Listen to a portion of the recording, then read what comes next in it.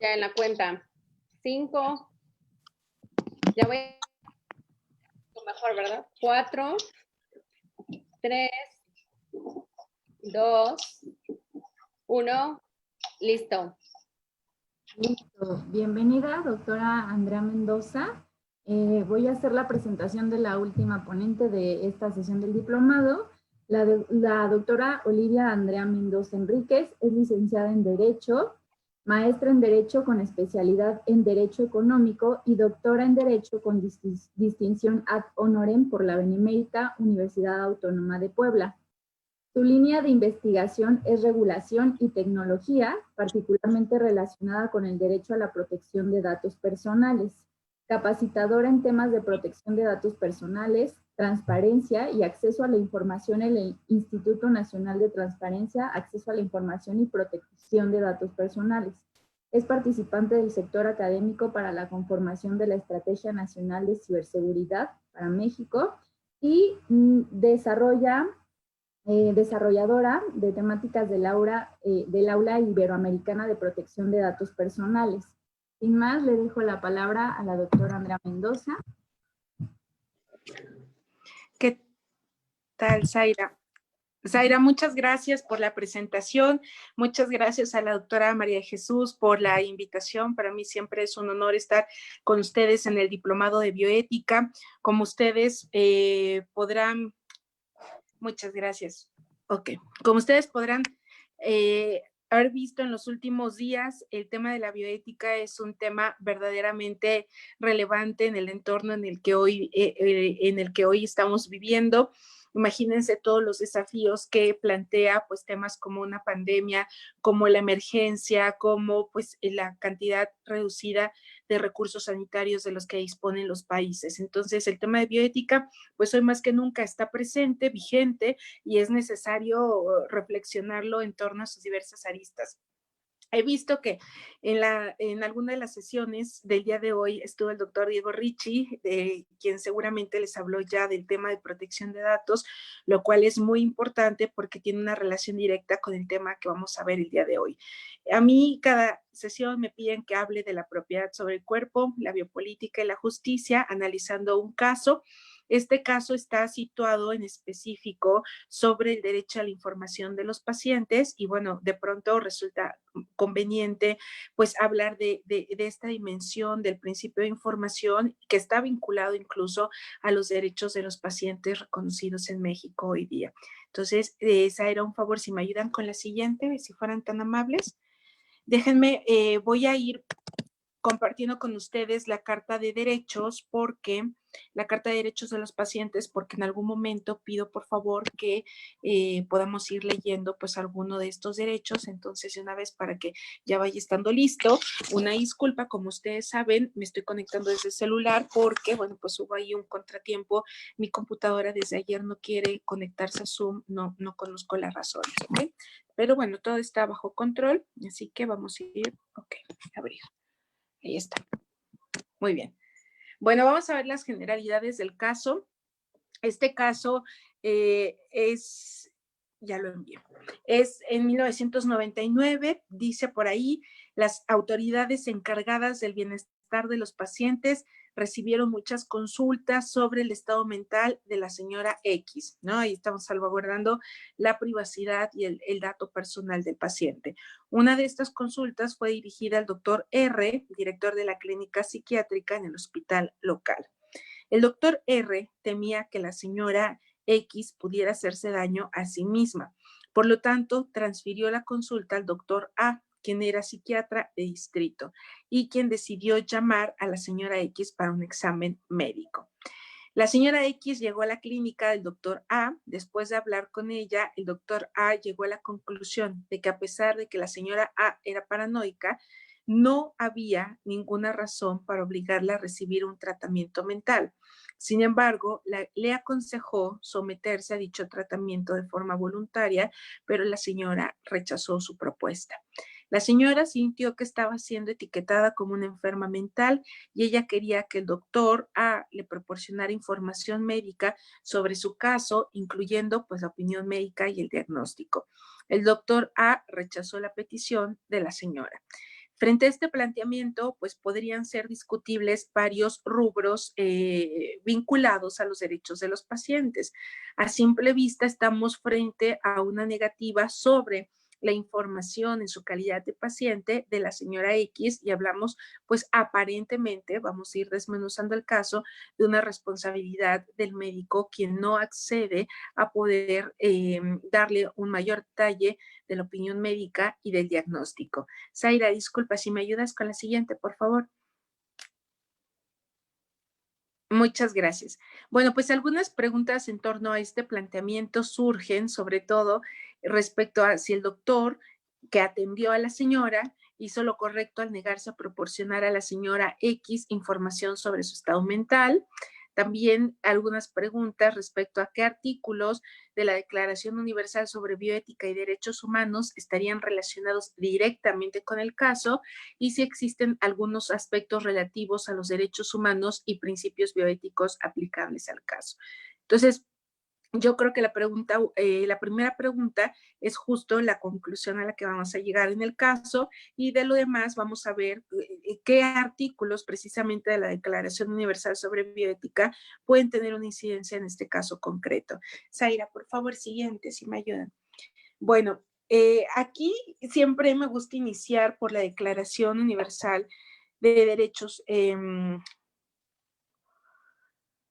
por la Declaración Universal de Derechos Humanos, principalmente vinculado pues a los artículos que son de aplicación al caso. Por ejemplo, el artículo 5, que habla de que nadie será sometido a torturas, ni penas o tratos crueles, inhumanos o degradantes. Esto vinculado, por ejemplo, a las historias o a las vivencias de los pacientes psiquiátricos en algunas de las instituciones. Creo que habrá que recordar que la base de la Declaración Universal de Derechos Humanos es un reconocimiento expreso de la dignidad de las personas y esta dignidad se ve plasmada a través, por ejemplo, de estos mínimos para el tratamiento de los derechos de los pacientes. A lo mejor vale la pena pues situarnos en un contexto de posguerra, de la Segunda Guerra Mundial o posterior a la Segunda Guerra Mundial, donde los países son capaces de llegar a ciertos acuerdos, pues reconociendo la dignidad inherente a los humanos y pues digamos un compromiso internacional a garantizar estos mínimos para todas las personas. Esta declaración del 48 me parece que hoy más que nunca, sobre todo con temas como el COVID, pues deberían estar presentes en las actuaciones de cada servidor público. Por otro lado, el artículo 25 habla de que toda persona tiene derecho a un nivel de vida adecuado que le asegure, así como a su familia, la salud y el bienestar. Entonces, de alguna forma encontramos un marco jurídico lo suficientemente robusto que por lo menos habla de trato digno de las personas y que por lo menos garantiza, digamos, estos accesos o este nivel adecuado a través del derecho a la salud. Dicho esto, entonces, Zaira, si fueras tan amable de ayudarme a pasar a la siguiente diapositiva, podríamos entonces ahora sí hablar sobre la Declaración Universal sobre Bioética y Derechos Humanos.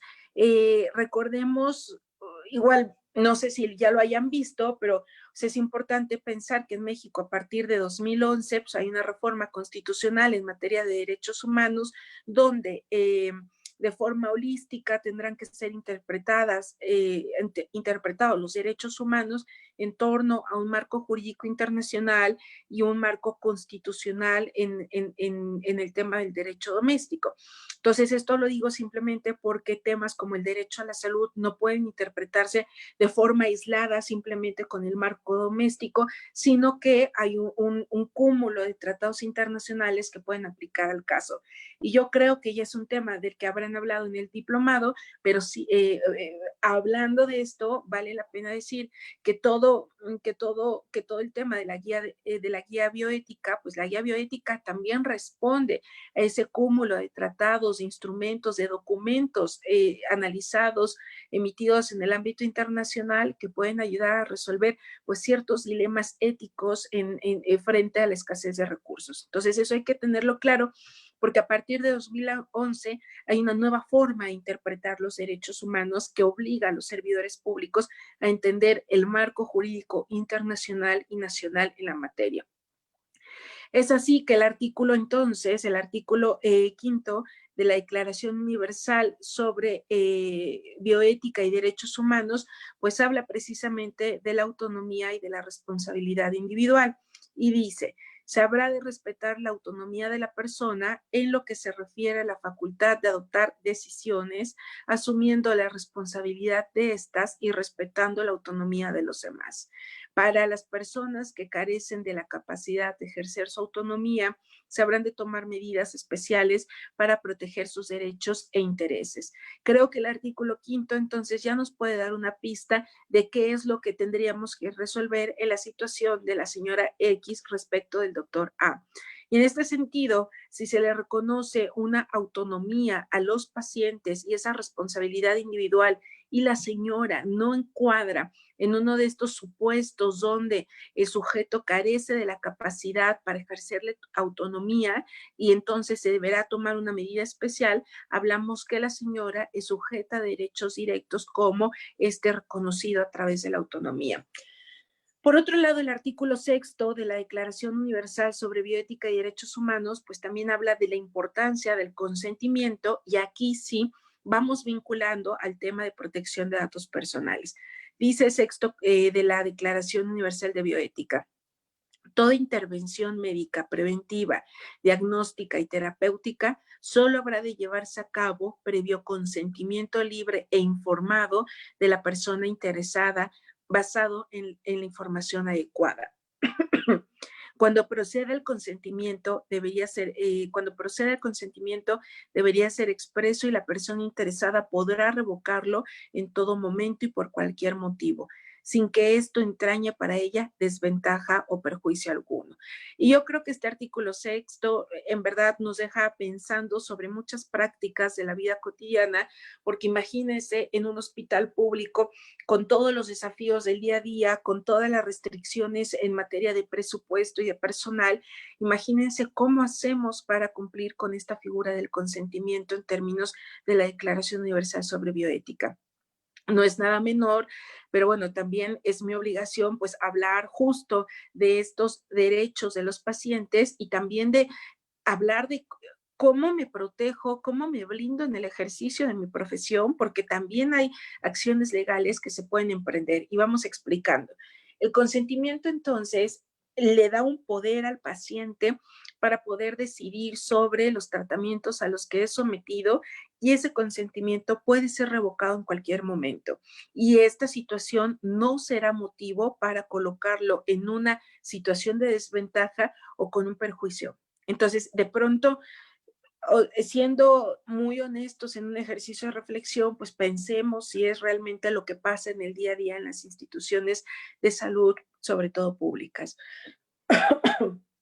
Entonces, hasta aquí hay dos derechos reconocidos a los pacientes. El primero es autonomía y la responsabilidad individual y el segundo el consentimiento.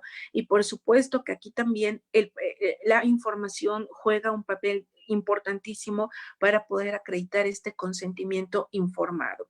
Yo les decía que este punto, que el punto 6, el artículo 6, tenía una relación directa con el derecho a la protección de datos, porque para los que no lo saben, sepan que en materia de protección de datos también hay que acreditar, sin importar el tratamiento, puede ser para fines de salud, para fines clínicos o para otros fines, pero en materia de protección de datos también se debe acreditar este consentimiento. Y ojo, también se debe acreditar que hubo información sobre dicho tratamiento para recabar el consentimiento. Entonces, sin querer, esto es de aplicación transversal y cuando a mí me toca hablar de datos, yo siempre digo, ojalá el derecho a la protección de datos tuviera una vinculación a la dimensión que le da la bioética a precisamente este consentimiento. O sea, no es nada menor. Entonces, ahí hablamos que hay dos derechos y que, bueno, la señora X es evidente, primero, que tuvo una vulneración respecto del artículo 5 de la Declaración Universal sobre Bioética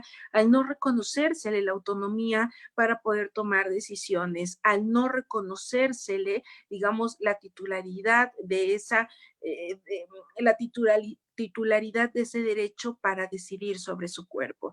Y bueno, el segundo artículo vulnerado, entonces también tiene que ver con el consentimiento, porque evidentemente la señora X no tenía toda la información para poder tomar una decisión informada, adecuada en términos del diagnóstico, porque ni siquiera conocía el diagnóstico. Entonces, de pronto esto también nos deja pensando si hay médicos en la audiencia, pues las enormes obligaciones que tenemos para, justo reconociendo esta autonomía, poder dar a nuestros pacientes ese poder de la toma de decisiones y de un consentimiento informado. Entonces, en ese punto, bueno, pues es obvio que estos dos derechos fueron vulnerados para la señora X. Siguiente, Zaira, por favor. Bueno, también, muchas gracias.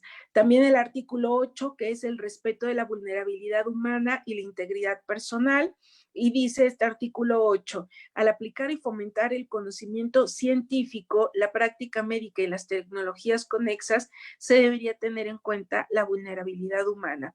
Los individuos y grupos especialmente vulnerables deberían ser protegidos y se debería respetar la integridad personal de dichos individuos. Entonces, también es muy importante porque en esa jerarquía de paciente médico, de pronto podríamos estar frente a esta situación y nos lleva a una doble responsabilidad de garantía de los derechos humanos. Siguiente, Zaira, por favor.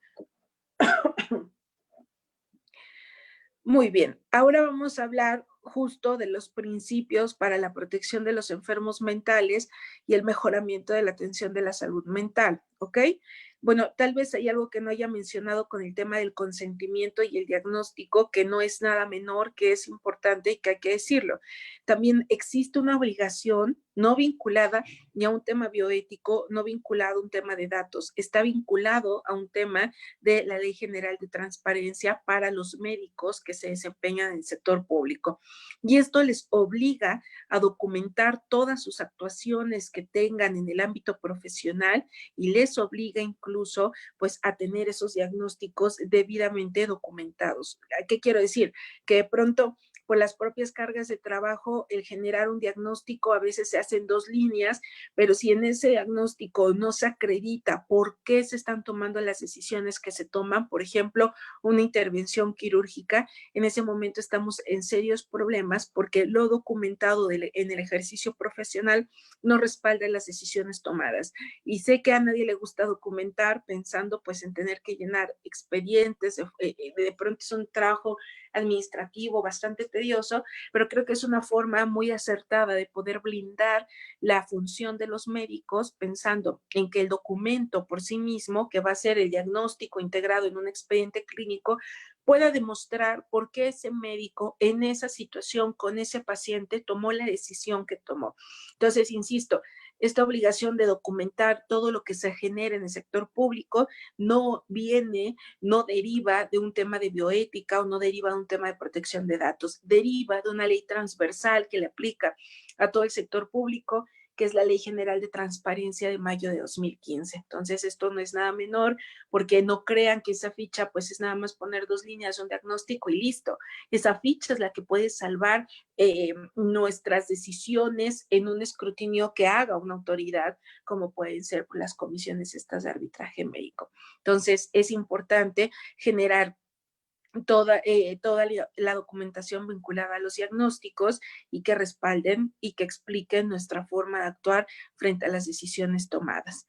Ahora sí, vamos a los principios para la protección de los enfermos mentales y el mejoramiento de la atención de la salud mental. Entonces, ahí vamos a encontrar que el principio número 1 habla de las libertades fundamentales y los derechos básicos de los enfermos, ¿ok? Esto es un instrumento que sirve como una guía para el tratamiento de enfermos mentales. Entonces, dice el numeral 2, todas las personas que padezcan una enfermedad mental o que estén siendo atendidas por esa causa serán tratados con humanidad y con respeto a la dignidad inherente a la persona humana.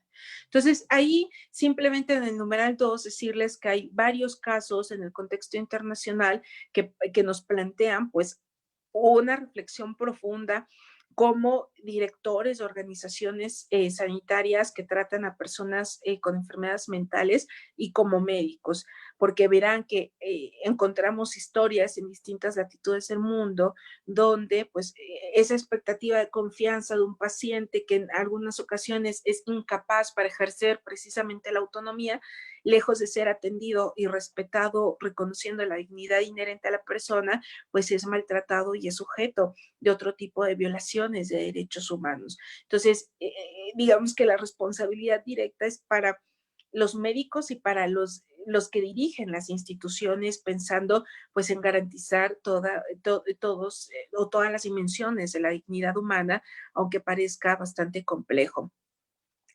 El numeral 5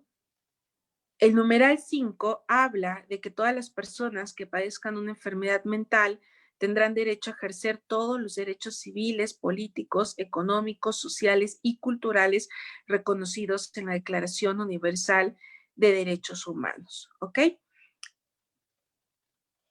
A ver, vamos a ver, nada más denme un segundo. No sé si déjenme corroborar que me estén leyendo de manera adecuada. ¿Me escuchan bien ustedes? Zaira, ¿me escuchan bien? Sí, doctora, se escucha muy bien. Ah, ok. Está bien, pensé que algo pasaba porque recibí por ahí un mensajito. Muy bien.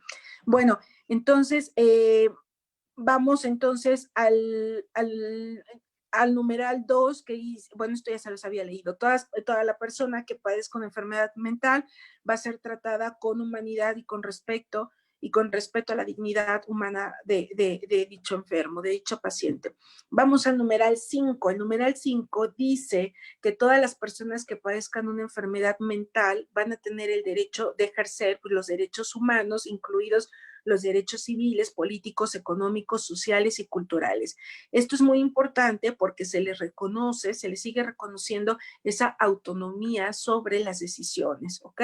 Entonces, no están, digamos, en algún momento donde no se acredita la capacidad para el ejercicio de la autonomía, se tomarán decisiones dispuestas por el Código Civil o dispuestas por las teorías, por la teoría del derecho civil, pero mientras tanto, un enfermo mental no puede ser un sinónimo de alguien que no participe, en este caso, por ejemplo, de la vida política del país o del ejercicio de los derechos humanos en general, ¿ok? Todo esto, entonces, en términos del Pacto Internacional de Derechos Económicos, Sociales y Culturales, del Pacto Internacional de Derechos Civiles y Políticos y de otros instrumentos como la Declaración de los Derechos de los Impedidos y el conjunto de principios para la protección de todas las personas que son sometidas a cualquier forma de detención o de prisión. ¿Ok? Entonces, esto, digamos, el marco, los instrumentos, algunos obligatorios y algunos no vinculantes para los estados a nivel internacional, marcan una serie de pautas que es evidente que tendrían que estar presentes al momento de, pues, poder planear el presupuesto en el sector público y bueno, en el sector privado, dadas las condiciones y el acceso a los recursos, creo que es un poco más sencillo o diría menos complicado de poder satisfacer estas dimensiones de los derechos de los pacientes. Siguiente, Zaira, por favor.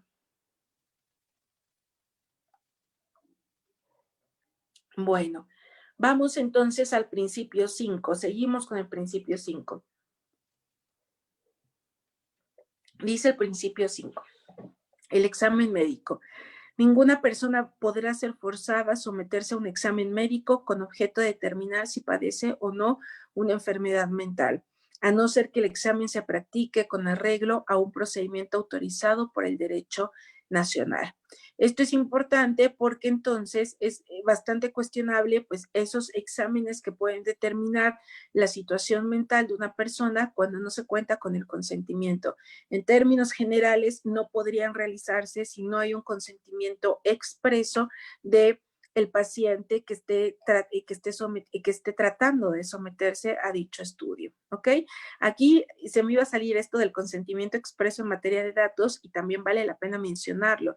Seguramente el doctor Diego Ricci pues ya habrá dejado muy bien explicado este derecho, pero nada más para redondear el principio 5, sepan que cuando ustedes están pretendiendo tratar datos personales sensibles, como podría ser el estado mental de un paciente, tienen que recabar de manera forzosa un consentimiento expreso con todas las reglas que imponga, ya sea la Ley General de Protección de Datos en posesión de sujetos obligados que le aplica a las entidades del sector público o la Ley Federal de Protección de Datos en posesión de los particulares que le aplica a las empresas. Entonces, eso también es importante tenerlo en mente porque, bueno, aquí hablamos de un estudio clínico, pero el estudio clínico significa de una u otra forma tratar datos personales, y digamos aquellos que tienen una esfera especial de protección, como los datos personales sensibles, y por ende, entonces estaríamos frente a todos los requisitos que la ley nos impone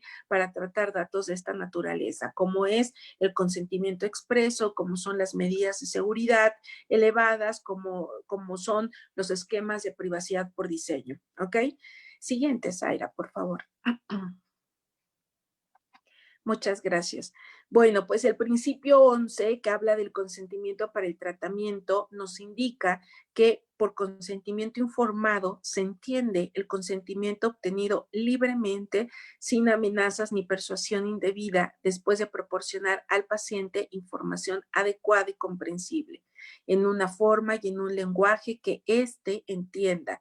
Primero, el diagnóstico y la evaluación. Segundo, el propósito, método, duración probable y beneficios que se espera obtener del tratamiento y las demás modalidades posibles de tratamiento, incluidas las menos alteradoras posibles. Y bueno, también se deberá informar los dolores o incomodidades posibles y los riesgos y secuelas para el tratamiento propuesto.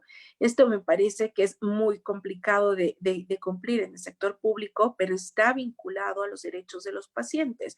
Les hablaba hace rato del consentimiento, cómo tenía que ser informado, y el consentimiento informado puede iniciar desde lo más sencillo, que es poder lograr comunicar los diagnósticos a los pacientes en palabras sencillas, en palabras que las personas comprendan, y poder dar todo el panorama de opciones y consecuencias de las decisiones que pueda tomar el paciente.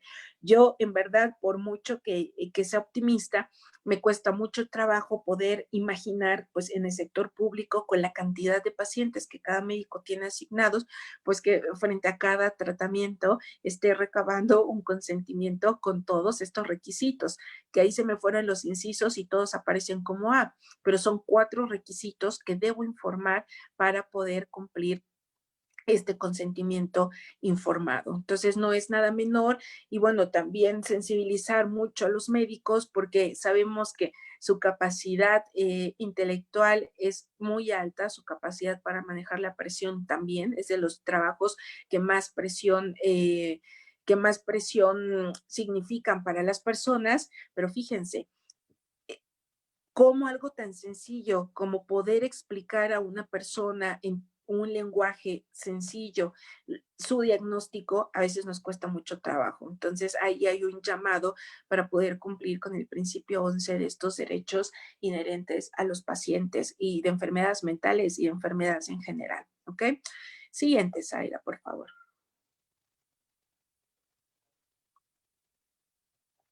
Muchas gracias. Muy bien. Bueno, pues el paciente tiene derecho a negarse a recibir tratamiento o a interrumpirlo, salvo excepciones. Y las excepciones ya las podremos haber visto con los precedentes que ha establecido la Corte, por ejemplo, frente a padres de familia que se niegan a que sus hijos, a que niños, niñas y adolescentes reciban un tratamiento adecuado para su salud. Es interesantísimo los debates que plantea para el derecho estos dilemas, ¿no? En el ámbito o que suceden en el ámbito profesional, porque por un lado se reconoce la libertad de creencia y la libertad religiosa de las personas para poder decir no sobre alguna técnica, pero por otro lado también se reconocen los derechos de la infancia y el derecho a la vida y a la salud. Entonces es bastante interesante pues todas estas discusiones y precedentes que se han establecido desde los tribunales para poder dictar lo conducente. Entonces en este numeral 4 habla de que el paciente tiene derecho a negarse a recibir tratamiento o a interrumpirlo, salvo excepciones. Y también deberá explicar al paciente las consecuencias de su decisión de no recibir o de interrumpir un tratamiento. Entonces, imagínense también aquí un poco de sensibilidad, porque a veces hablamos mucho de los derechos de los pacientes o hablamos con tecnicismos inherentes a la profesión, pero también hay que comprender la situación, el contexto en el que los pacientes toman decisiones precipitadas, pensando, por ejemplo, en enfermos terminales que ya no quieren más tratamientos, que ya no quieren seguir prolongando la agonía. Entonces, esto es importantísimo porque, pues, también esta área de la salud tiene un impacto directo, pues, también a la condición humana y comprender bajo qué variables actúan las personas como actúan, ¿no? De pronto, para nosotros pudiera parecer muy sencillo decir, bueno, si usted se va a curar, va a acceder a y este tratamiento lo va a curar, tiene que acceder, pero hay un margen de apreciación que es una decisión totalmente del paciente para poder tomar una decisión sobre el rumbo de su enfermedad. Entonces, eso también hay que entenderlo. Zaira, siguiente, por favor. Muchas gracias.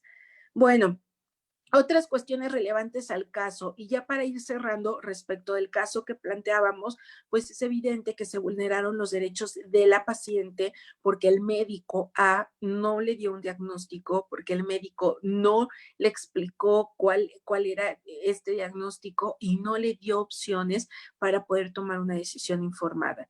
Por supuesto que no recabó un consentimiento informado y por supuesto que no reconoció su autonomía para tomar las decisiones. Entonces, digamos que frente a un solo hecho hay una vulneración sistemática de diversos derechos, no solo humanos directos, sino desde la perspectiva de la bioética, lo cual puede ser observable en cualquier momento, ¿ok? Bajo un régimen de responsabilidades.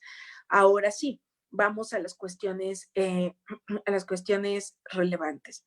Bueno, también aquí, cuando hablamos de la propiedad del cuerpo, también nada más compartirles que algo que es como muy extraño en la práctica es, por ejemplo, y que está vinculado al derecho a protección de datos, es, por ejemplo, cuando una adolescente da luz a un niño, es interesante, a un infante, es interesante porque todo el consentimiento para el tratamiento de datos no lo puede dar ella, lo tienen que dar sus padres porque es una persona menor de edad. Entonces es interesante porque hoy día se plantea pues una necesaria evolución del derecho a la protección de datos pensando que hay niños, que hay adolescentes que utilizan, por ejemplo, redes sociales y que el consentimiento que tendrían que dar los padres, la red social lo deriva a un usuario siempre y cuando tenga una edad, por ejemplo, 13 años. Entonces, es una paradoja porque por un lado un niño puede ser o puede otorgar un consentimiento para el tratamiento de datos de abrir una cuenta en una red social,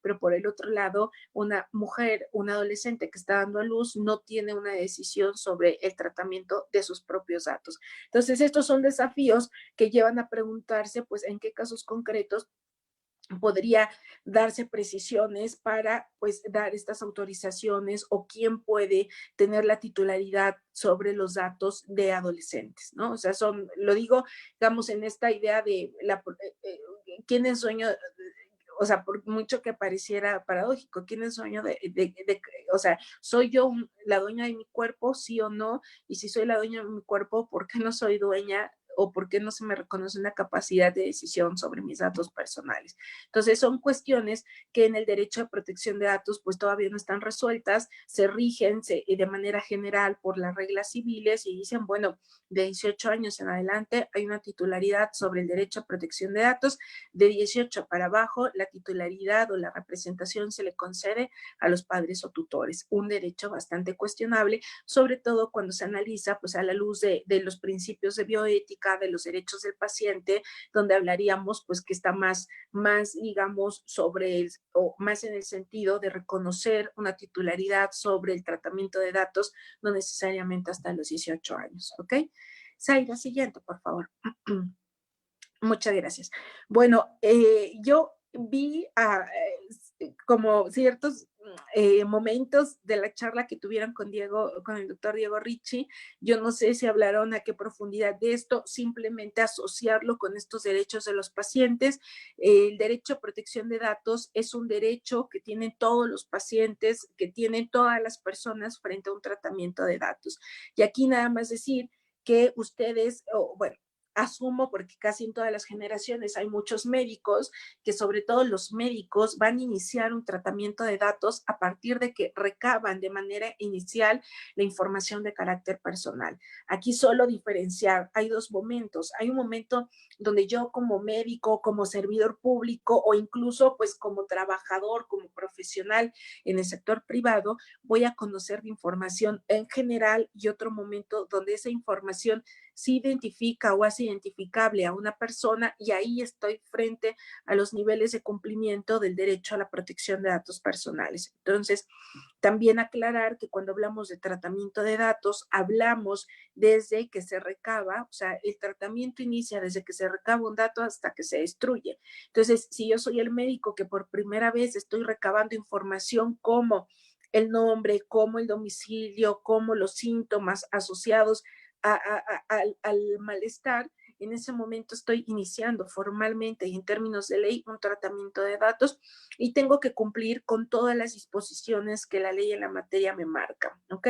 Sobre todo, a pesar de que la ley de datos del sector público es una ley bastante nueva, pensemos que el nivel de cumplimiento es mucho más complicado en el sector privado, porque es muy común, por ejemplo, que un doctor en su consulta privada pues recabe datos y los comparta con terceros, por ejemplo, con farmacéuticas. Hoy en términos de ley eso está altamente penado. Puede haber una multa impuesta al consultorio y bueno, es un riesgo innecesario. Y en el sector público, aquella persona que conozca de datos y que haga un tratamiento ilegal fuera de la ley ilícito, también tendrá la sanción correspondiente, pero a diferencia del sector privado, la sanción va a ir dirigida para el sector público al servidor que haya estado en ese incumplimiento. O sea, es una diferencia importante, porque pensemos, por ejemplo, si el Hospital Ángeles hace un tratamiento indebido de los datos, porque cuando uno se dedica a los datos, pues ya va viendo en todos lados si se está haciendo de forma correcta o incorrecta, la sanción que pueda haber por un tratamiento ilegal de datos por parte del hospital va a ser impuesta al corporativo, va a ser impuesta al hospital. En cambio, en el sector público, la sanción va a ser impuesta no al instituto, no al hospital, sino al médico o al servidor público que haya incurrido en dicho incumplimiento. Entonces, esto no es nada menor, porque pues ya no solo hablamos de derechos de los pacientes desde la perspectiva bioética, sino derechos de los pacientes desde la perspectiva de los derechos humanos, en específico el de la protección de datos personales. O sea, recae muchísimas o un nivel de cumplimiento importante sobre quien está tratando datos de pacientes, sobre quien está tratando pacientes de enfermedades mentales o no, o sea, pacientes en general. Bueno, pues este derecho no es un derecho, ¿cómo decirlo?, secundario. Este es un derecho reconocido a nivel internacional en la Declaración Universal de Derechos Humanos, en específico en el artículo 12, ¿ok? El artículo 12 no es que haga un reconocimiento expreso del derecho a protección de datos. El artículo 12 lo que hace es establecer un límite del Estado frente a la vida privada de las personas, y establece pues la no injerencia en la vida privada de las personas. A partir de ese primer reconocimiento se ha evolucionado hasta hoy día identificar derechos como la protección de datos en los marcos jurídicos domésticos y en la propia Constitución. Es un derecho reconocido en el 16 constitucional, porque fue modificado en 2009 para darle pues este máximo rango, que es el rango constitucional. Zaira, siguiente, por favor. Muchas gracias. Bueno, ahí está un poco lo que dice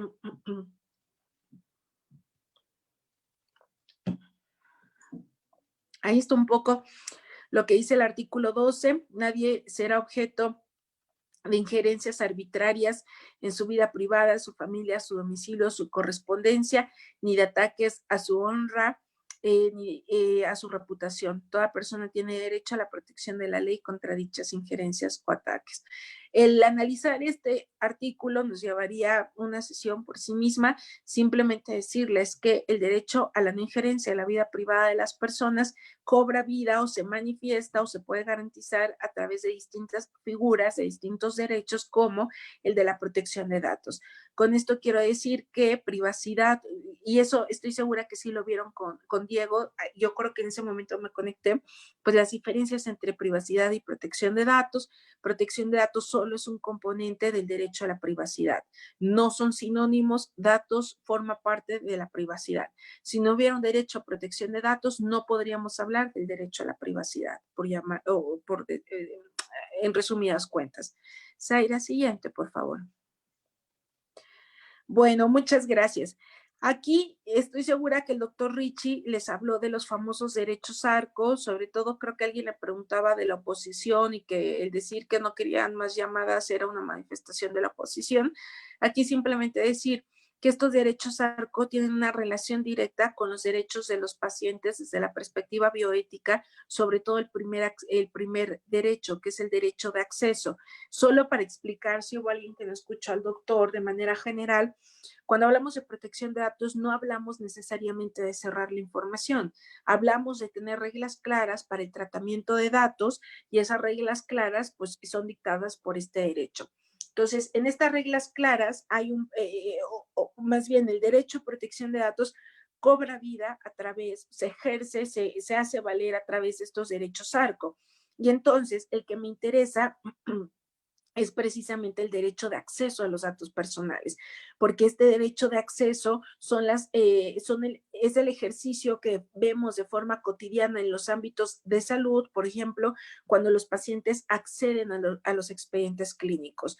Cualquier persona, cualquier titular del dato, cualquier paciente tiene un derecho constitucionalmente reconocido para solicitar el acceso a su expediente clínico. ¿Y qué creen? No solo eso, sino que también, al menos para el sector público, es obligación salvaguardar la portabilidad. ¿Y a qué me refiero?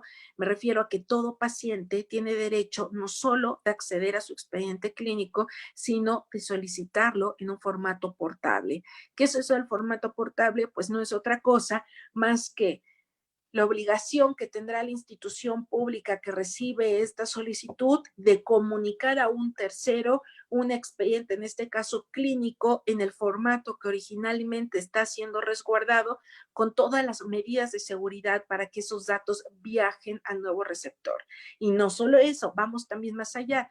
Significa la obligación de que el nuevo receptor pueda verlo, es decir, que se garantice la interoperabilidad entre plataformas para comunicarse entre sí. Aquí nada más aclarar, porque esto de la portabilidad es, digamos, de las últimas novedades del derecho a la protección de datos, porque recién se insertó en la ley de datos del sector público. Cuando sale la ley, sale con esta nueva figura de la portabilidad, y que es novedoso porque ni siquiera en el ámbito europeo, que es el modelo de regulación que México ha seguido, se garantiza la portabilidad en esa máxima dimensión. Entonces, no es nada menor.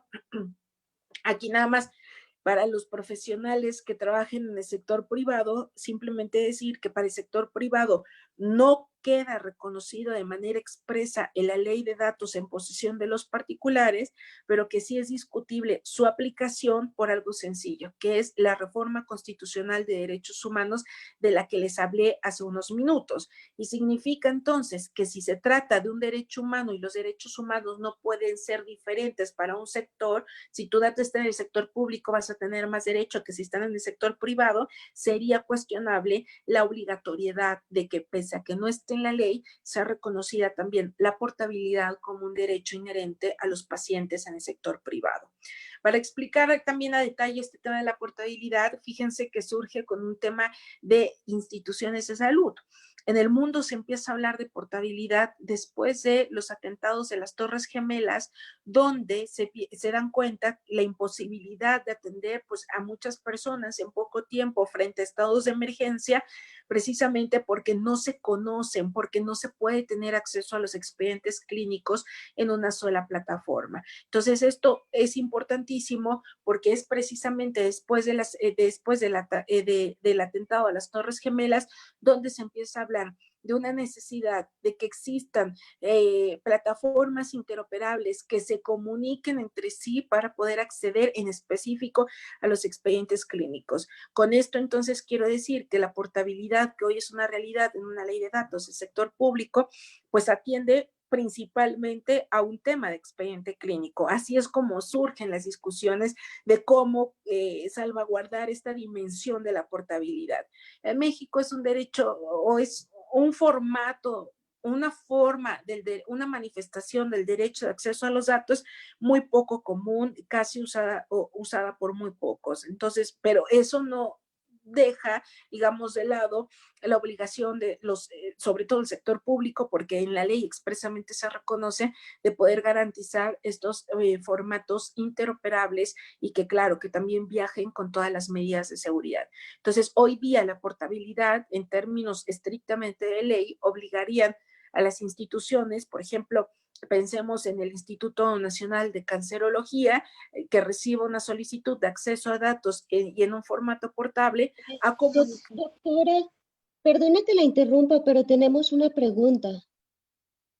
Sí, den un segundo, solo acabo este ejemplo del instituto, ¿ok?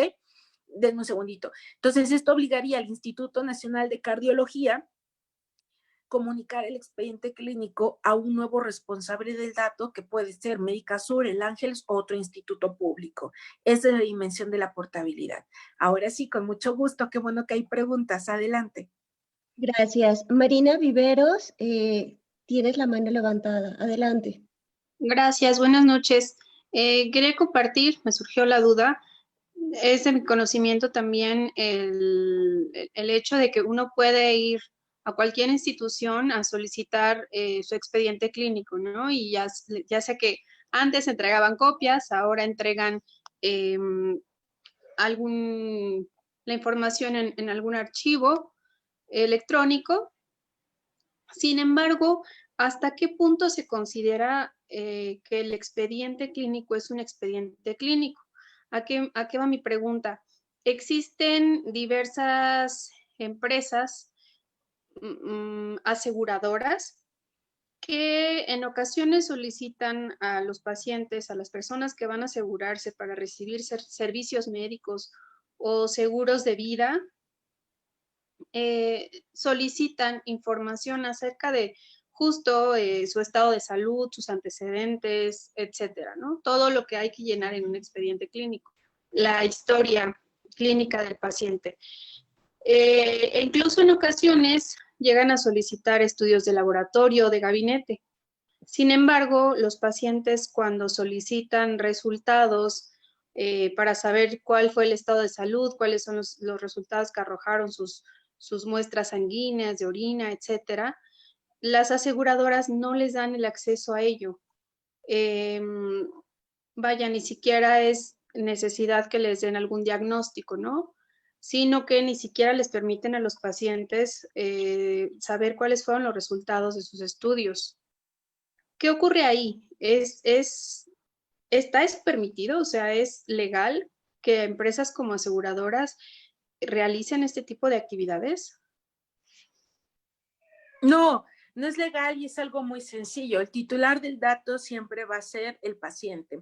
Entonces, esto también es un poco romper el paradigma. Antes se pensaba que el dato iba a ser o el dato era de la institución. Entonces, por ejemplo, en el sector público, lo más común era que pensar que el expediente clínico que estaba conformado con estudios que se hicieron con recursos públicos fuera de la institución pública. Hoy eso ha quedado rebasado y bueno, la institución pública es una resguardante de la información, pero el dueño de esa información siempre va a ser el paciente. Y en esta lógica, el paciente tiene todo el derecho de solicitar directamente al hospital el resultado de sus expedientes, de sus estudios o el expediente mismo, y el hospital está obligado a entregárselo. Ok, pero si en este caso no es un hospital, sino una aseguradora. Pero, o sea, el intermediario, el particular que haya hecho el estudio, tiene la obligación de entregar el resultado de ese estudio al paciente directamente. E incluso va más allá. El derecho a protección de datos le permite al paciente o al posible asegurado, le permite revocar el consentimiento para que la aseguradora siga tratando sus datos y simplemente cancela la información o se opone frente a un tratamiento que esté pretendiendo hacer la aseguradora. Claro, bueno, lo pregunto porque actualmente con toda esta situación de COVID, las aseguradoras están trabajando también con servicios a domicilio, ¿no? Entonces, envían a sus propios laboratorios o a sus propios médicos a realizar los estudios o a realizar el examen médico a los domicilios de los pacientes. Entonces, ya no hay intermediario, ya no hay un hospital como intermediario que realiza los estudios, ¿no? Sino es directamente la empresa. Bueno, Entonces, ajá, ahí cuando los pacientes llaman a la aseguradora para preguntar, oiga, me vinieron la semana pasada a hacer estudios, ¿cómo salió? ¿Me pueden enviar mis resultados? ¿Para qué fue este estudio? Se cierra totalmente, ¿no? Fue una valoración de rutina de la empresa, no podemos darle los datos. ok. ¿Qué pueden ahí hacer las personas? Basta una solicitud de acceso a los datos directo con la aseguradora y la aseguradora está obligada a entregarle esa información. En caso de que no le entregara, procede una denuncia ante el INAI, que es el órgano garante de la protección de datos, el Instituto Nacional de Transparencia y Protección de Datos, para que sea sancionada la aseguradora. Hoy día en México las prácticas habituales de las aseguradoras son sancionadas y fíjense que la sanción no es nada menor. La sanción para el ámbito privado se impone calculando los ingresos anuales de las empresas. Entonces, imagínense a cuánto puede ascender una multa de una aseguradora. Entonces, basta la sola solicitud de acceso a los datos que haga el titular, que eso es un requisito de procedibilidad, solo puede ser solicitado por el titular del dato o por un representante legal, y frente a la negativa procede la denuncia, y en la denuncia van a hacer una verificación. La verificación va a culminar con una resolución que muy posiblemente frente a tratamientos de este tipo, frente a negativas del derecho de acceso, pues haya una multa. Ahora, también hay que tener en cuenta que en la ley mexicana, al menos la del sector público, pero insisto, o sea, hay diferencias en la del sector público y la del sector privado, pero al ser un derecho humano, puede ser plenamente invocable una disposición que beneficie al paciente y que esté en una ley del sector público y que sea de aplicación al sector privado. Entonces, en el sector público hay una disposición que habla de que todo tratamiento de datos que vulnere la dignidad humana va a ser considerado ilegal o inconvencional. Esto no es nada menor porque le pone un freno claro a las aseguradoras. Si yo voy a hacer tratamiento de datos para vulnerar los derechos de las personas o la dignidad de las personas, entonces el tratamiento que haga es ilegal y eso se puede pelear frente a un tribunal. ¿Ok? Gracias. A sus órdenes.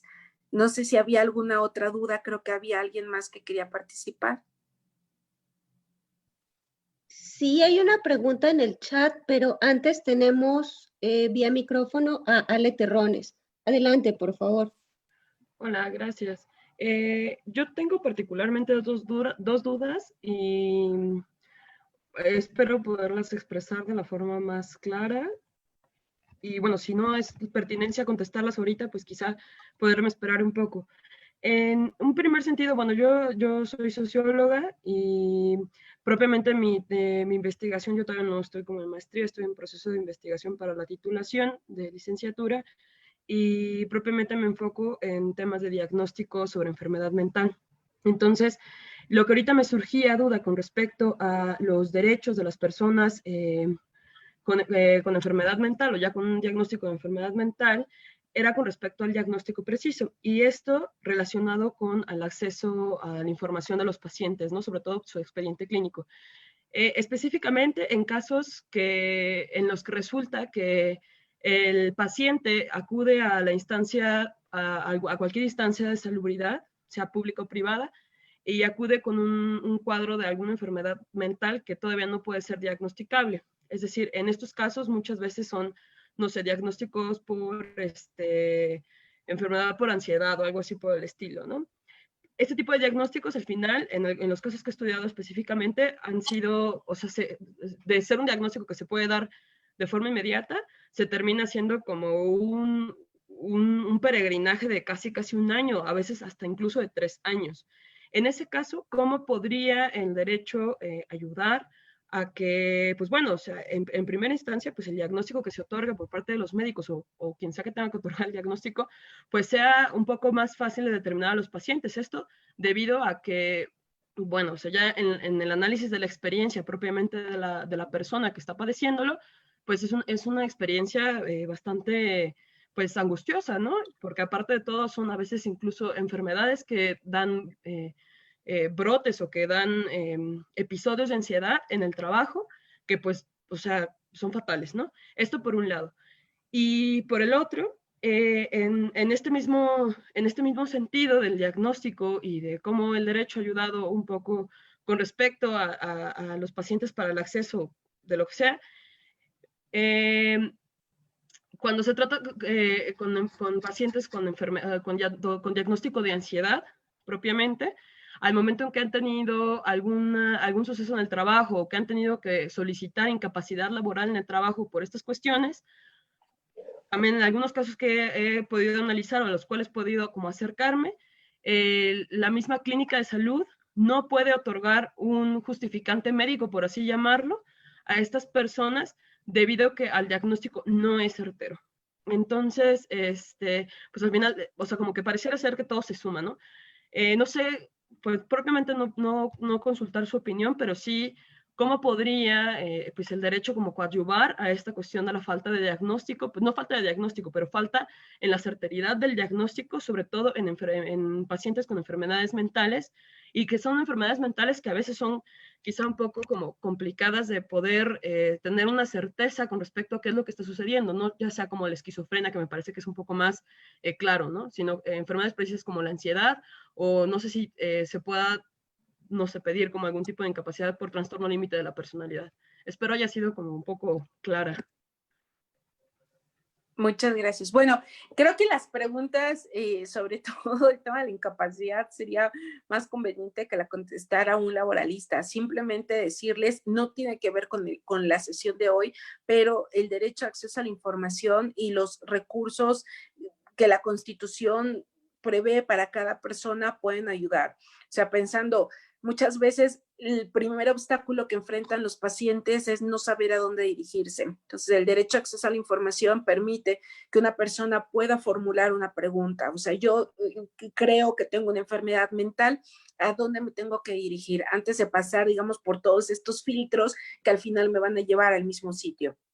Lo segundo es que a través de los medios constitucionales como estas figuras o la figura denominada amparo, se puede, digamos, salvaguardar el derecho a la salud. Entonces, frente a negativas, por ejemplo, de una atención oportuna para salvaguardar la vida y el derecho a la salud, procede un amparo. Entonces, no es de la clase, o sea, sí hay mecanismos legales que puedan ayudar a los pacientes, pero bueno, no se me ocurre otro. O sea, el derecho a acceso a la información para tener claro hacia dónde debe dirigirse y cuáles son los tratamientos o las posibilidades de acceso que tiene en el sector público, y por otro lado, también el amparo, ¿no? Frente a actos reclamados por acciones u omisiones de la propia autoridad o de un servidor público. O sea, cuando hablamos de autoridad, también hablamos de servidores públicos como encontramos en los hospitales.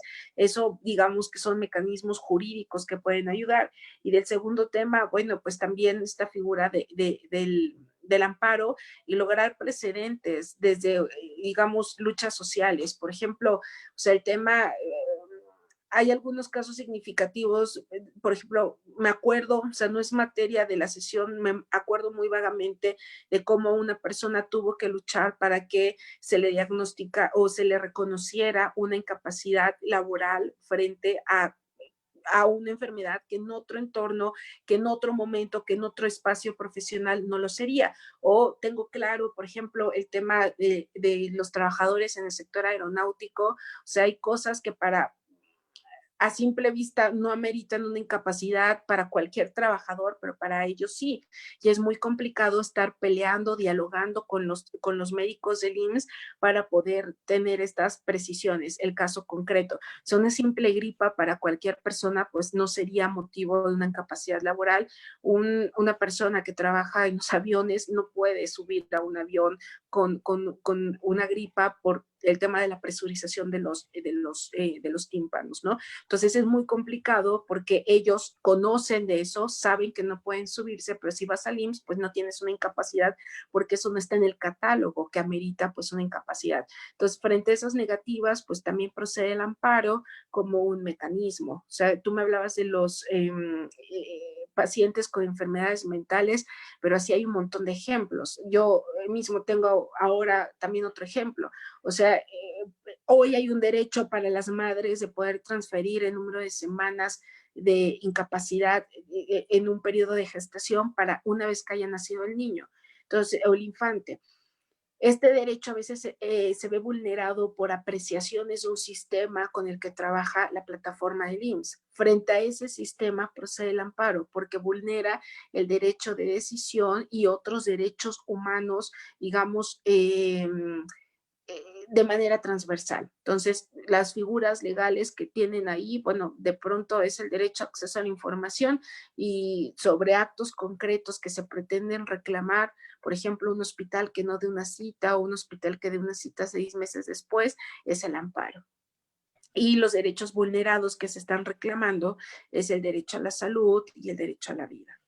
Gracias, doctora. Igual no supe cómo expresar concretamente la duda, pero era con respecto al mal diagnóstico, los malos diagnósticos con respecto a pacientes con enfermedades mentales y cómo esos malos diagnósticos cruzan con el tema de acceso a la información, en tanto que el paciente pueda solicitar, en este caso, su expediente clínico para poder acceder a otros derechos, como sea en este caso el laboral para una incapacidad laboral, o en el otro que usted mencionaba con respecto al acceso a un tratamiento, ¿no? Era más o menos por ahí, pero es que sí, estoy como de repente un poco abrumada y confundida, pero era más o menos por ahí la línea. Ok, a lo mejor nada más decir que no debemos confundir el derecho de acceso a la información con el derecho a protección de datos. Voy a explicar por qué. El derecho a acceso a la información sería preguntar qué hospitales atienden enfermedades mentales, ¿no? Y cuáles son los requisitos para acceder a los tratamientos o acceder a una consulta. Eso es una solicitud de acceso a la información. La solicitud de acceso a datos personales que tiene las reglas del derecho a protección de datos solo va o solo versa sobre la información de carácter personal del solicitante. Entonces, un ejemplo, ya les decía, del derecho a acceso a la información. Un ejemplo del derecho a acceso a datos es el acceso al expediente clínico, y ese expediente clínico aquí cobra sentido la importancia de documentar los diagnósticos. Si en el expediente clínico se advierte que el médico hizo un diagnóstico sin que esté documentado, sin que la información que está ahí visible justifique por qué tomó la decisión que tomó, por qué diagnosticó de la forma en que diagnosticó, ahí hay otros derechos y otras vías, ¿no? Por ejemplo, pues toda esta lógica de la comisión de arbitraje y también las responsabilidades civiles que asumen los hospitales frente a estas posibles negligencias de haber diagnosticado de forma errónea. El tema de negligencias yo creo que lo van a ver con el doctor Palafox, pero también es importante decir que, o sea, las responsabilidades civiles son interesantes cuando se reclaman al sector público, el sector privado no, porque tiene límites respecto del ejercicio profesional de sus médicos, pero en el sector público uno puede lograr bastantes cosas sobre las vulneraciones a los derechos del paciente, ¿ok? Pero bueno, en general eso sería. No sé si hubiera alguna otra, al contrario, gracias por el interés. No sé si hubiera alguna otra duda, podemos continuar, ustedes díganme. Hay una duda más en el chat, aunque incide en este tema de datos personales. Se la leo rápidamente. Dice, quisiera saber si usted tiene información, acudió a un foro de calidad y seguridad en salud en el hospital IMPER y comentó una persona que se está analizando hacer una reforma a la Ley General de Salud en la que se establezca que el paciente pueda solicitar su expediente completo cuando él así lo desee. No es necesaria una reforma a la Ley General de Salud. Hoy día, con el marco constitucional en México, es una obligación del sector público otorgar acceso al expediente clínico previa solicitud y acreditación de personalidad del paciente. Entonces, hacer una reforma a la Ley General de Salud solo significaría tener armonizadas las leyes, pero si no se hace, tampoco significa que no podamos o estemos obligados a dar acceso íntegro al expediente clínico de las personas. Bueno, ya son todas las preguntas. Muchas gracias, doctora. Al contrario, a la mejor disposición, igual podemos terminar unos 5 minutos antes por si hubiera alguna duda también ahí pendiente que no hayan planteado. Bueno, pues entonces ya hablábamos de los derechos ARCO, les expliqué qué es esto del acceso a los expedientes clínicos, qué es esto de la portabilidad, que es una figura bastante interesante, pero que algunos de ustedes estarán planteando, bueno, ¿cómo le vamos a hacer? O sea, plataformas interoperables, si hubiera algún ingeniero sabe que eso es muy costoso y es muy complicado. Imagínense poder lograr la estandarización de plataformas para el sector salud público-privado en México, es un enorme desafío. O sea, garantizar por sí misma la portabilidad significa un montón de esfuerzo de todos los sectores y mucho dinero a disposición. Siguiente, por favor. Si me pueden ayudar con el siguiente. Ok, muchas gracias.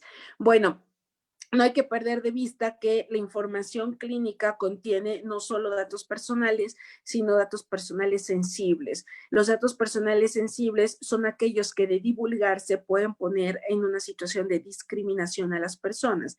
Imagínense a los pacientes con enfermedades mentales, imagínense una persona que lleva una vida aparentemente normal y que un dato clínico sensible de esta naturaleza puede afectar su relación con el entorno o puede afectar incluso su relación laborales, ¿no? O la decisión de ser contratado o no. Esta información se considera confidencial y todo aquel que conozca esa información debe hacer un tratamiento lícito con el cumplimiento de todos los principios del derecho a la protección de datos y todas las medidas de seguridad correspondientes. Siguiente, por favor. Muy bien. Bueno, esto a lo mejor ni les interesa. Esto solo se los dejo ahí para que ustedes lo consulten. Es una evolución normativa del derecho a la protección de datos, solo para que quede claro. Hoy no importa que las leyes específicas no reconozcan derechos inherentes a la protección de datos. Este derecho está en una ley marco, que es una ley general para el sector público, y en una ley federal que le aplica a todas las empresas para el sector privado, y está en la Constitución. Entonces, no importa si la Ley General de Salud reconoce o no este derecho de los pacientes para acceder al expediente clínico, está en una ley marco y por ende es aplicación transversal a todo el país y a todos los sujetos obligados. Siguiente, por favor. Bueno, pues ya para ir cerrando la sesión en estas consideraciones finales, hay que decir que el derecho de acceso a los datos clínicos también sirve, o sea, hay muchos esfuerzos invertidos en el tema del expediente clínico, pero es porque se reconoce que también sirve para el ejercicio de otros derechos como el acceso a la justicia. O sea, pensemos en un caso de negligencia médica donde todas las pruebas que pudieran demostrar la responsabilidad de un médico están en ese expediente y entonces el dar el acceso al expediente garantiza o permite el ejercicio de otros derechos como el de acceso a la justicia. Hoy en México, reitero, es una obligación de todas las instituciones en materia de salud otorgar este derecho de acceso a los expedientes clínicos íntegros, no solo a una parte, ¿ok? También el acceso a los expedientes clínicos trae consigo, pues, la salvaguarda de derechos como el derecho a la salud, como el derecho a la vida. Uno de los retos es lograr un balance entre privacidad, cumplimiento de normativa en materia de protección de datos y de tratamiento de enfermedades mentales y un acceso efectivo a los datos clínicos. Cuando hablamos de datos clínicos, también hablamos de medidas de seguridad con un estándar importante. Hablamos, esto no lo dije, pero también es muy importante, como el tema de datos creo que tiene como principal desafío el tema cultural de las organizaciones. Entonces, yo lo que he visto en el sector de salud es que es muy común que un solo médico comparta, por ejemplo, sus usuarios y contraseñas para acceso a los expedientes clínicos con todo el grupo de estudiantes que tiene asignado su cargo. Entonces, aquí hay que tener mucho cuidado porque hay responsabilidades que irían directo sobre ese médico y que las instituciones públicas y privadas tienen la obligación de hacer esos sesgos, de identificar a los usuarios, de generar contraseñas usuario por usuario y que no tengan múltiples usuarios una sola contraseña. Es primordial la existencia de comités de ética en el sector salud, hoy más que nunca. Hoy tenemos la discusión con el tema del COVID, ya que existe un profundo desconocimiento de las cuestiones éticas ligadas al manejo de la información. Y nadie me lo preguntó, pero también lo pongo sobre la mesa. El tema de los protocolos de investigación es un tema importantísimo porque en la mayoría de ocasiones no necesitamos saber, por ejemplo, que es Andrea Mendoza la que tiene un índice de masa corporal, pues, pasadito, ¿no? O sea, no necesitamos saber quién es. Necesitamos tener los números, necesitamos tener la información general para poder hacer la investigación, pero anonimizar la información a veces sirve para bajar el nivel de cumplimiento y no estar frente al cumplimiento tan estricto de la ley general o de la ley federal de protección de datos. Entonces, esto es importante porque en las instituciones, hablando de los comités de ética, pues hay muchos protocolos que manejan información, algunos información en general, otros sí identifican a los pacientes y bueno, sería también necesario que los comités de ética pudieran evaluar cuál es la necesidad o si es estrictamente pues necesario conocer el nombre del paciente y poderlo identificar. Y si fuera la respuesta sí, entonces estamos frente a una obligación importantísima de poder salvaguardar esos datos y nada de descargar la base de datos y traerla en un USB y traerla de pasante en pasante. O sea, hay una enorme responsabilidad en el manejo de la información que hoy la ley ha tratado de ir limitando y cerrando a través de las sanciones previstas en la propia norma. Por mi parte, eso es todo. Creo que hay algunas preguntas que con mucho gusto responderé. Sí, bueno, hay algunas preguntas en el chat, doctora, de Nayeli Salazar. Dice, y en acceso a la información de datos personales, diagnóstico de enfermedad mental en cuestiones laborales o académicas, por ejemplo, en el proceso de acceder a una plaza o a ser seleccionado a un curso de especialidad médica, las universidades pueden compartir esta información a las sedes clínicas o tutores clínicos. No sé si igual, Nayeli, puedes abrir el micrófono para poner en contexto tu pregunta para que quede más clara. Adelante. Hola, sí, buenas noches.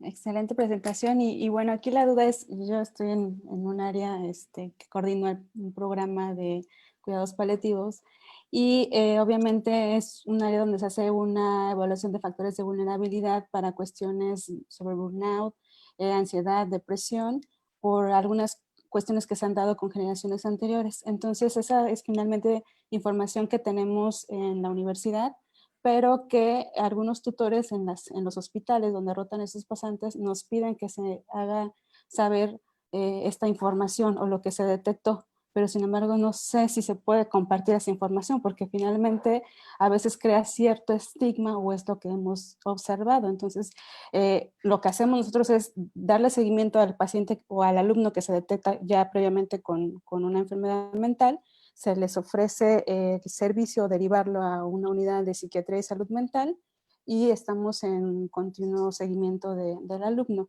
Pero sí hemos tenido la solicitud de los tutores de esta información. Entonces no sé de qué forma o si se puede dar esta información o es solamente de información de la universidad.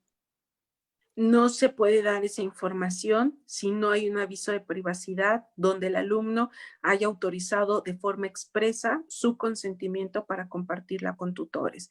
Entonces hay que revisar el aviso de privacidad que se tiene en la relación universidad-alumno y si el aviso de privacidad no refleja esta posibilidad, no hay que compartirlo porque estamos frente a un incumplimiento de la norma. Aunque claro, también una de las preguntas que ayuda a resolver esto es ¿qué información es estrictamente necesaria que conozca el tutor para poder desempeñar de mejor forma su acompañamiento? Y si la respuesta es que es estrictamente necesario que conozca esta información, entonces hay que modificar el aviso de privacidad para que el alumno tenga esa posibilidad de autorizar o no. Y también aquí hay que aclarar algo, no se puede condicionar al alumno a que autorice para acceder a, no sé, a ser asignado a un hospital, por ejemplo, es un derecho que tiene de autorizar o simplemente no autorizar. Perfecto, muchas gracias por responder a la pregunta. Al contrario, gracias. No sé si haya otra pregunta. No sé si alguien más quiere levantar la mano para preguntar, mientras leo de José Luis Torres como comentario: en los protocolos de investigación se usa numeración aleatoria para identificar a los pacientes con el fin de proteger la identidad de los mismos y no se publiquen datos sensibles personales. Sí, eso, muchas gracias. Eso es en el deber ser, pero en la práctica hay veces que sí se identifica a las personas y que quien tiene acceso a esa base de datos son ni siquiera los responsables de proyectos, sino los colaboradores o las personas que están prestando el servicio social. Entonces, nada más tener cuidado en el tema cultural, pues que hay una enorme responsabilidad sobre los datos y que sí hay que tener pues bastante cuidado sobre el resguardo de estos. Incluso se sorprenderán saber, por ahí creo que es una academia mexicana maxilofacial, más o menos, no sé, que tiene una revista, o sea, la academia o la asociación que ve o que agrupa a todos los maxilofaciales en México, tiene una revista. Y esta revista se publica con cierta periodicidad y se sorprenderán saber que a nivel nacional la revista publicaba las imágenes de los pacientes, claro, para identificar los procedimientos que se les había realizado sin disociar pues su identificación. Entonces, ese ejemplo solo lo pongo nada más para que veamos que incluso a nivel nacional, en los ámbitos pues donde se supone que no tendría que pasar, pasa en el día a día, y por eso es importante sensibilizarlos de que, bueno, o sea, antes de que se vaya una publicación en el tratamiento del día a día, pues sí hay que cuidar que no todos puedan tener acceso a la base de datos, que esas bases de datos no estén en los USBs, que no todas las personas que no estén vinculadas directamente con el proyecto puedan acceder a la información. Solo como una sugerencia. O sea, es una forma de blindarnos frente al cumplimiento de las normas en materia de protección de datos. Muchas gracias, doctora. Y tenemos una mano levantada, Víctor Palacios. Sí, buenas tardes, doctora. Muy buena ponencia. Solo, bueno, me quedé con una duda acerca de ello. Bueno, yo trabajo en el área de la medicina veterinaria y, bueno, como trabajo en el área de investigación, muchas veces me ha tocado participar en algunos proyectos de investigación clínica en veterinaria. Y mi pregunta va relacionada a esto. En muchos de los informes sobre todo informes de casos clínicos que se hacen en las revistas, eh, algunas veces los mismos responsables de los animales deciden no continuar alguno de los procedimientos que se les sugieren. Y bueno, cuando se reporta el caso clínico, algunas revistas te piden que pongas los motivos por los cuales no se continuó el tratamiento. Y muchas veces, obviamente, en casos de otros países, son muy diferentes las razones por las cuales no se continuó un tratamiento que los casos reportados aquí en México.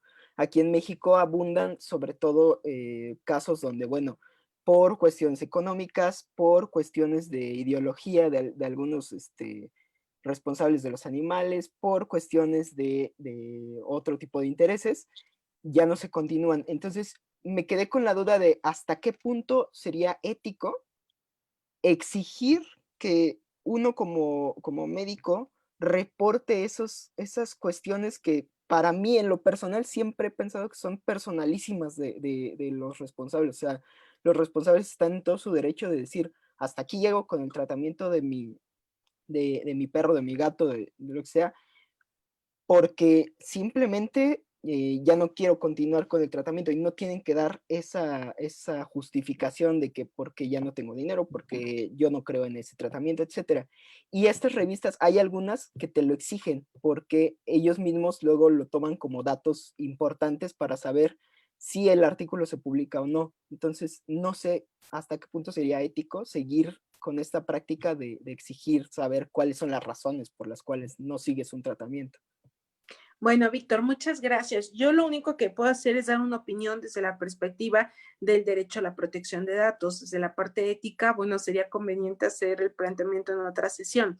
Creo que una clave para salvar el problema sería no publicar el nombre o no hacer identificable al poseedor del animal, ¿no? Creo que eso es importante porque de lo contrario sí los discriminaría, los pondría en una situación de vulnerabilidad y de posible discriminación, por ejemplo, si las razones fueran económicas. Entonces, por mucho que uno pretenda publicar un artículo científico, creo que la parte justo de los comités de ética o la incorporación de los principios éticos harían que no identificaran, como en este ejemplo que les daba de la revista maxilofacial. O sea, sí queremos documentar el caso porque es un caso extraordinario, muy particular, pero no queremos saber a quién se le hizo un implante. ¿Para qué queremos saber eso? O sea, queremos saber en qué consistió la técnica, cuál fue el desafío, cómo se documentó, pero no es necesario, no es esencial conocer de quién se trata. Esa sería alguna opción, ¿no? Son una opción de no poner en riesgo la vida privada de las personas.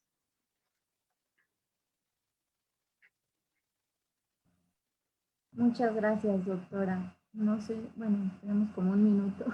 No sé si alguien más quiera preguntar algo.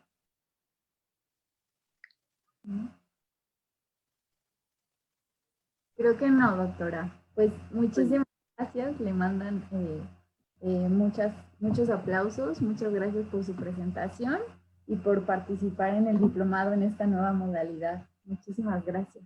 Al contrario, gracias a ustedes por su tiempo y su paciencia, porque estar conectados a esta hora haciendo la última sesión no es nada sencillo. Muchas gracias y que tengan buena noche. Hasta luego. Bueno, no sé si me ayuden solo a dejar proyectado por unos segunditos la última diapositiva, que son mis datos de contacto, y ahí cualquier persona puede hacerme planteamientos, consultas, y con mucho gusto puedo contestar.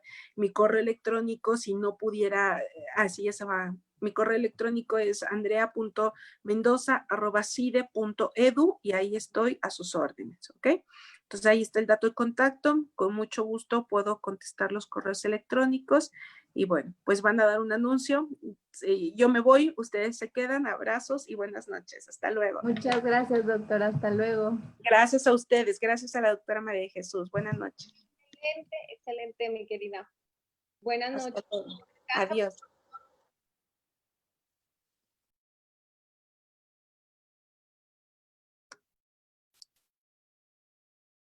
Sí, Evelyn.